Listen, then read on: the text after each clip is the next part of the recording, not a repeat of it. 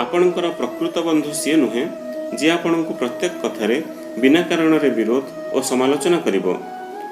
आपणकर प्रकृत बंधु तो सी जी आपण नीरवतार शब्द को मध्य अनुभव करिपरिवो। आपण को भल पाउथिबा, आपणकर जत्न नेउथिबा एवं आपण को मन पकाउथिबा व्यक्ति को कदापि अवहेला करंतु नहीं, कारण दिने आपण निजे निदरु जाग्रत होई अनुभव करिपरिबे जे तारा मानंकु गणिबा पई आपण चंद्र को हराई दैछंती। जीवन एवं समय आमर सर्वोत्तम शिक्षक। जीवन आमको समयर व्यवहार शिखाए एवं समय आमको जीवनर मूल्य शिखाए।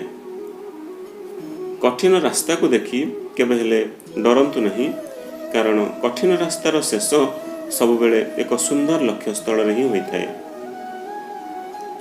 सचोटपण मनिषर सबु स्वप्न को पूरण करि पारेनि सत, किंतु सचोटपण को नहीं कर्म करुवा मनिषटी सबुबेले शांति रे स्वप्न देखिथाए। भिडियोटी जदि आपण मानकु भल लागिछि ताले याकु लाइक शेयर एवं कमेंट करंतु एवं आम चैनल टी को सब्सक्राइब मध्य करंतु। धन्यवाद। जय जगन्नाथ।